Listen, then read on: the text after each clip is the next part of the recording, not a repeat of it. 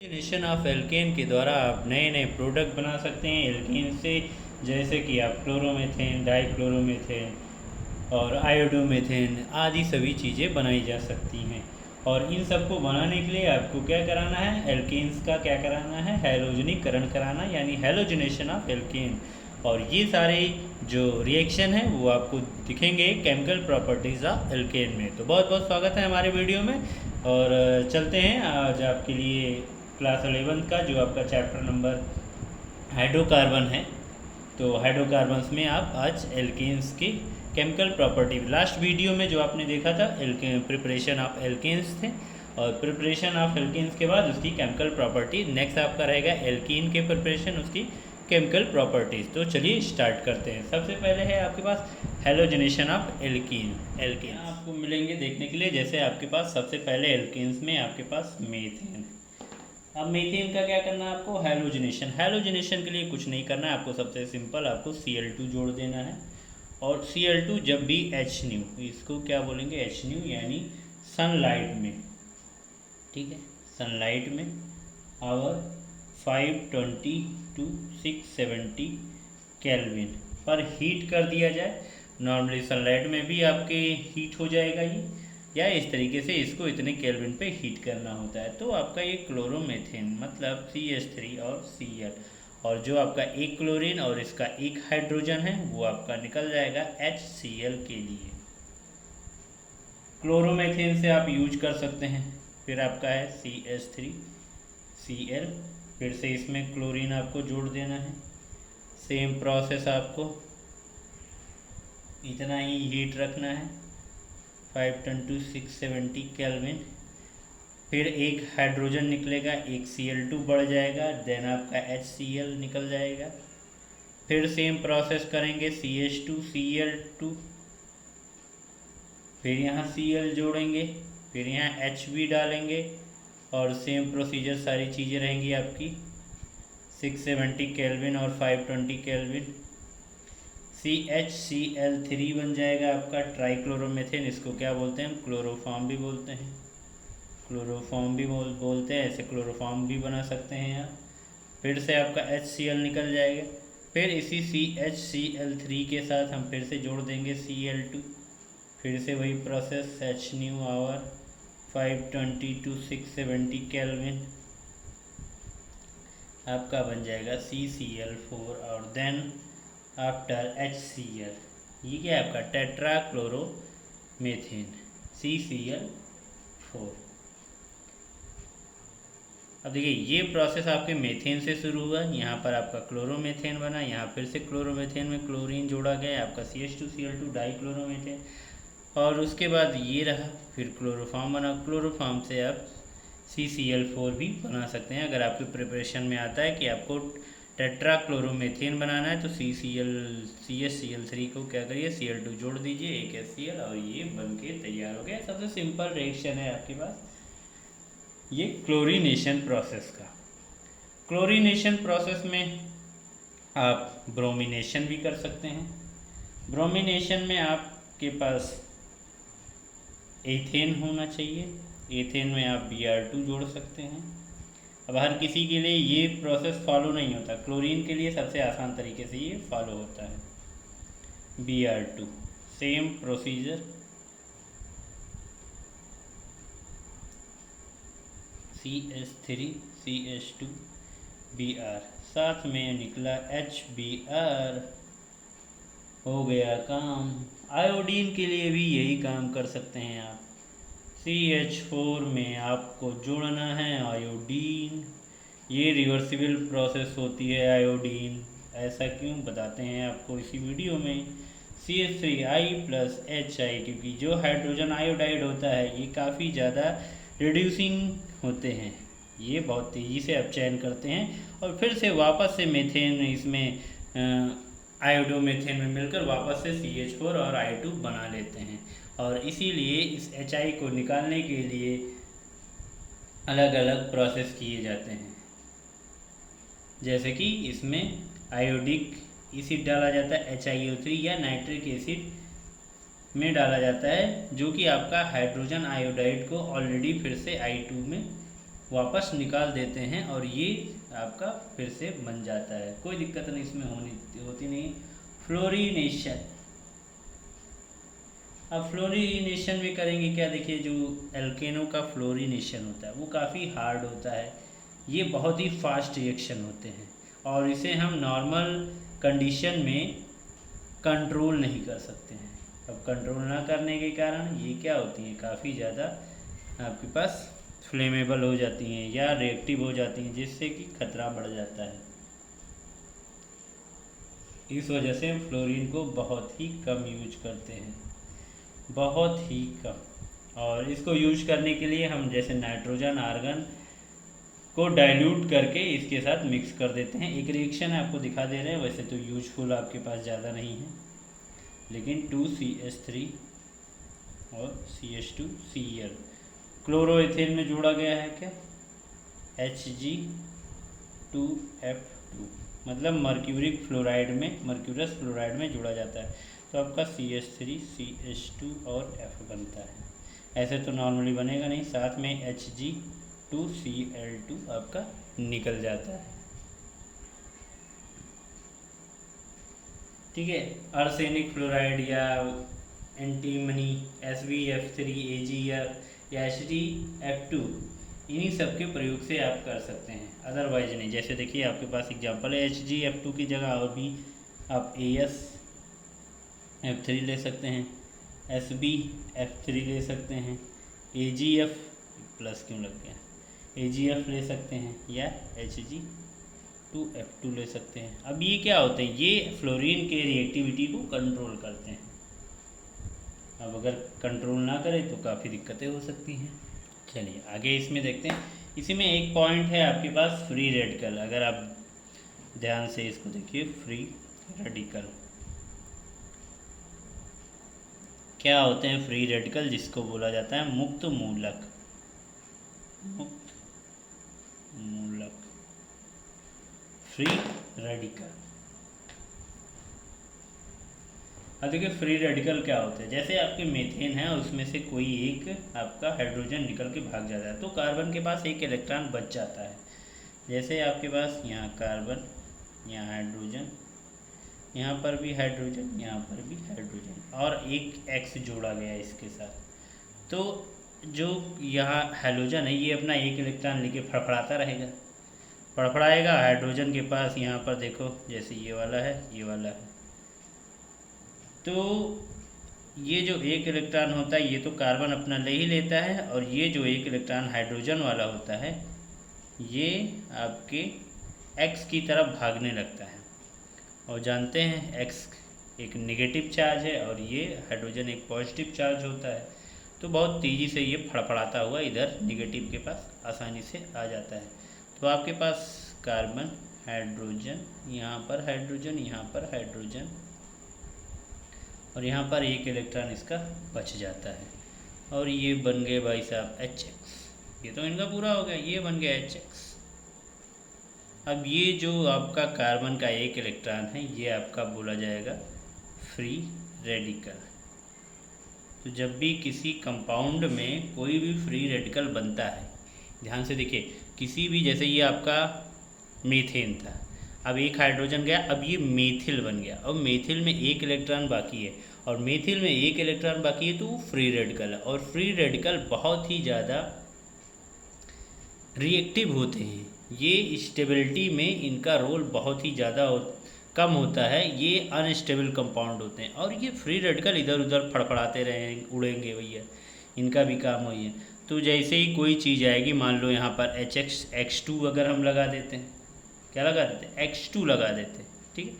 इसी में अगर यहाँ पर X2 लगा होता है, क्या लगा होता है, X2, तो एक X इसी से आके जुड़ जाता है। हाँ ये हाइड्रोजन है, एक H, एक H, यहाँ पर एक X, और यहाँ पर एक X अपना फ्री रेडिकल लिए पड़ा हुआ है, और यहाँ तुरंत ये X इसी के साथ जुड़ जाएगा, ठीक है। और ये क्या बन गया, एक अपना उत्पाद बन के चला गया। तो ये होते हैं फ्री रेडिकल। देखिए अगला आपका जो है मीथेन, ठीक है, एल्केन में ही आपका आ जाता है मेथेन। तो मेथेन बनाने के लिए आपको यूज क्या करना है, इसके लिए आपके पास लेबोरेटरी मेथड मतलब प्रयोगशाला विधियां हैं, लेबोरेटरी मेथड्स हैं। इसमें आपको एल्युमिनियम कार्बाइड और जल को मिक्स कर देना है, और जब आप मिक्स करेंगे एल्युमिनियम या बेरिलियम कार्बाइड जो कि जल के साथ आपको उबालना है, इसको बॉयल करना है, और बॉयल करने के तत्पश्चात जो आपका होगा जल अपघटन, और जल अपघटन जब भी होगा एल्युमिनियम में तुरंत आपका मीथेन बन जाएगा। देखिए एक सिंपल सा आपके पास मेथड है यहाँ पर, एल्युमिनियम कार्बाइड Al(C3) और इसमें आपको 12H2O डाल देना है। अभी इतना ज़्यादा क्यों, क्योंकि हमें इसको क्या करना होता है, बैलेंस करना होता है, रिएक्शन बैलेंस करना होता है। आप पहले बना लीजिए CH और आपका बन जाएगा AlOH थ्राइस। 4 एल्युमिनियम है तो 4OH लगा दीजिए। यहाँ पर कितने कार्बन बनेंगे, 3 कार्बन है तो 3 मीथेन हो जाएंगे। देखिए बैलेंस हो गया, इसे आराम से बैलेंस हो जाते हैं इसे। ठीक है, बेरिलियम कार्बाइड के साथ करेंगे तो भी आपका BOH ट्वाइस बन जाएगा, CH4 बन जाएगा। एनहाइड्रस सोडियम एसीटेट से अगर बनाना हो, एनहाइड्रस, ये क्या है, पहला मेथड हो गया। दूसरा मेथड है एनहाइड्रस सोडियम एसीटेट। होता क्या है आप ये देखिए, CH3COO, ये है होता है आपका एसीटेट। इसी में H लगा दोगे तो एसिटिक एसिड हो जाएगा, लेकिन इसी में H को हटाकर आप Na लगा दीजिए, और साथ में इसको NaOH के साथ मिक्स कर दीजिए। NaOH क्या है आपका, सोडा लाइम। तो sodium acetate plus soda lime को जब भी मिक्स किया जाएगा तो आपका एथेन गैस बनेगा। देखिए देखिए देखिए कैसे आपका Na2CO3 निकल रहा है कि नहीं निकल रहा है, Na, एक Na, 2 Na, Na2 निकल रहा है कि नहीं, ये इतना पार्ट Na2 और एक ऑक्सीजन कैटलिस्ट से आपका लेगा। इसमें आपको मिलाना है CaO और 630 केल्विन पर हाईली टेम्परेचर पर इसको गर्म कर देना है। तो कैल्शियम ऑक्साइड से एक ऑक्सीजन ये लेकर आपका बनेगा Na2CO3, CO3 बन गया, और साथ में आपका CH3 था एक, ये इसमें भी ले लेना, हाँ ठीक है, NaOCO3, और यहाँ पर आपका एक H बचा है और प्लस CH4। ये बन के तैयार हो गया। मीथेन गैस के रूप में बनती है, इतना ध्यान दीजिएगा, ठीक है। अच्छा ध्यान दीजिए, जब भी ऐसा सोडियम एसीटेट और सोडा लाइम को लेबोरेटरी में बनाया जाता है तो टेस्ट ट्यूब के ऊपर एक पाइप लगा दी जाती है और पानी में एक उल्टी नली लगा दी जाती है, जिसके द्वारा ये मीथेन गैस एक आपके कंटेनर में या ट्यूब रहेगी उसी में कलेक्ट हो जाएगी।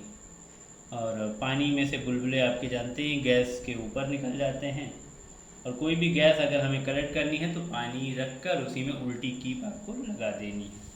उल्टी कीप जैसे ही लगाओगे आप तुरंत गैस कलेक्ट हो जाएगी। एथिलीन और हाइड्रोजन की जो अशुद्धियाँ होती हैं वो भी निकल जाती हैं, ठीक है। मेथिल आयोडाइड से भी उसी तरीके से आप यूज कर सकते हैं जैसे आपने पिछली बार रिएक्शन में देखा था, ठीक है। क्या यूज करना है, मेथिल आयोडाइड CH3I, साथ में आपको 2 हाइड्रोजन इसके साथ यूज कर देना है। एक तो बन जाएगा आपका HI, दूसरा बन जाएगा CH4। फिजिकल प्रॉपर्टीज़ है अगर, अब मीथेन की देखिए ज़्यादा नहीं है, फिजिकल प्रॉपर्टीज,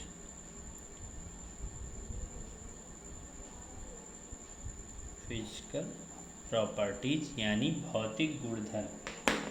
आप जानते हैं मीथेन क्या है, कलरलेस है। कलरलेस मतलब रंगहीन है, स्मेललेस भी है, ओडोरलेस इसको बोलते हैं, ओडोरलेस मतलब गंधहीन। और कैसी है, नॉन टॉक्सिक है, नॉन टॉक्सिक। मतलब विषैली नहीं है, इसे खा सकते हैं क्यों? खाया भी जा सकता है, सूंघा भी जा सकता है। जैसे कि मेथेन गैस यूज होती है आपके सीएनजी में, कंप्रेस नेचुरल गैस जो होती है सीएनजी भरी जाती है, वो यही होती है। पानी में बहुत लेस सॉल्युबल होती है, बट ईथर, ठीक है, less soluble in water but soluble, full soluble in ether and alcohol, all group, all मतलब एल्कोहल। थर्ड नंबर देख सकते हैं, BP, boiling point -164 degree Celsius, इसीलिए तो ये नॉर्मल टेम्परेचर पर गैस होती है। FP, freezing point -184 degree Celsius, इतना लेके जाएंगे तो ये क्या हो जाएगा, फ्रीज हो जाएगा, बर्फ बन जाएगा। ये आपके एयर से भी हल्की होती है, ठीक है।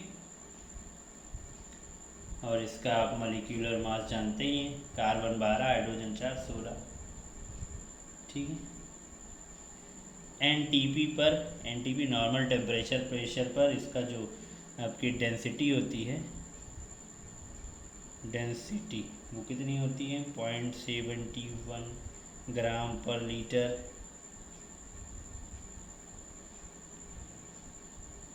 180 डिग्री एटमॉस्फेरिक प्रेशर पर इसको क्या किया जाता है, लिक्विफाइड किया जा सकता है। 180 एटीएम प्रेशर पर, एटीएम पर, और 11 डिग्री सेल्सियस टेम्परेचर हो तो इसे क्या किया जाएगा, लिक्विफाइड किया जाएगा, लिक्विफाइड किया जा सकता है। जो मतलब आपके सिलेंडर में गैस भरी होती है तो 180 एटमॉस्फेरिक प्रेशर और 11 डिग्री सेल्सियस पर लिक्विफाइड करके खाया जाता है। इसीलिए जो एलपीजी होती है, मीथेन होती है, इसे लिक्विफाइड गैस कहा जाता है।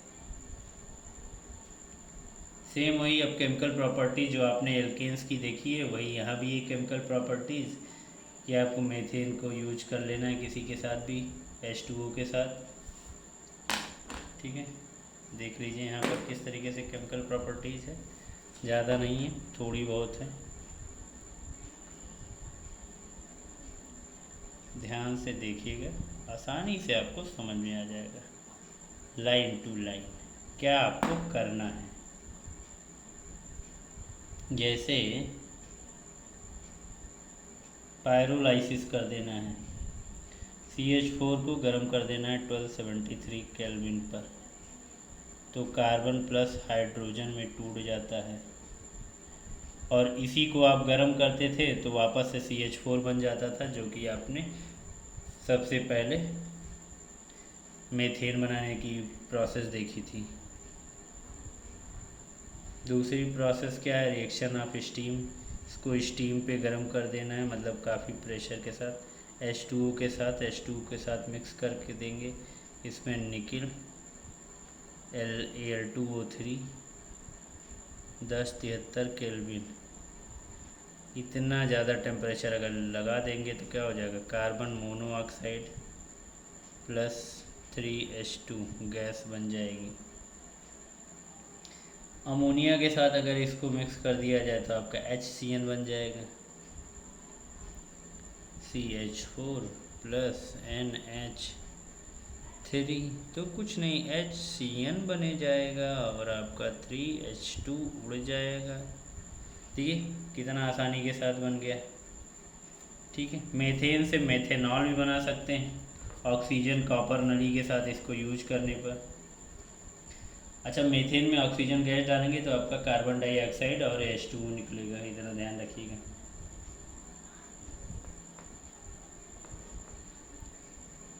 इससे मीथेन से एसिटिलीन भी बना सकते हैं, इसको ऑक्सीडाइज करके, बहुत सारे प्रोसेस हैं।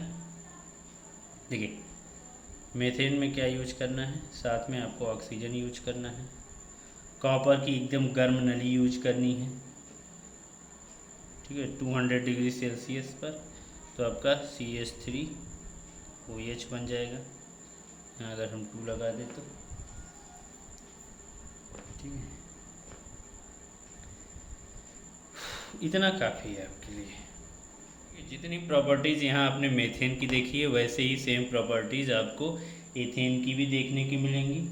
और मीथेन का जो आपको यूजेस है तो ये जानते हैं आप, ईंधन के रूप में यूज कर सकते हैं, मतलब फ्यूल के रूप में। और इसे आप लाइट भी बना सकते हैं, इसको जला के आप टेम्परेचर गेन कर सकते हैं, यानी ऊष्मा भी आप ले सकते हैं, ताप भी ले सकते हैं। ठीक है, संश्लेषित गैस मतलब सिंथेसाइज गैस बनाने की यूज में भी आ सकता है। मेथिल अल्कोहल, हाइड्रोजन, फॉर्मल्डिहाइड आदि इन सभी के निर्माण में या प्रिपरेशन में यूज किया जा सकता है। कार्बन ब्लैक भी बनाया जा सकता है, जिसे पेंट और जो प्रिंटिंग प्रेस होता है स्याही के रूप में उसमें यूज किया जा सकता है। मीथेन के लिए भी आप ये सारी चीज़ें यही यूज करेंगे, इसमें Al2 कार्बाइड को छोड़कर। जैसे यहाँ पर CH3COONA है, यहाँ आप C2H5COONA यूज कर सकते हैं, CH3I की जगह C2H5I यूज कर सकते हैं, आपका एथेन बनके तैयार हो जाएगा। और फिजिकल प्रॉपर्टीज़ भी इसी से मिलती जुलती रहती हैं, केमिकल प्रॉपर्टीज़ भी सेम इसी तरीके से रहेंगी, बस टेम्परेचर का थोड़ा सा कम या ज़्यादा होगा। तो सेम प्रोसीजर रहेगा आपका मीथेन के बाद एथेन भी बनाने के लिए। अब एथेन के बाद आपको यूज करना है जो क्या आपको देखना है, एल्कीन्स। तो एल्कीन्स के लिए हमारे वीडियो में बने रहिए, आपको नेक्स्ट पार्ट जल्दी ही मिलेगा, to be continue. Thank you.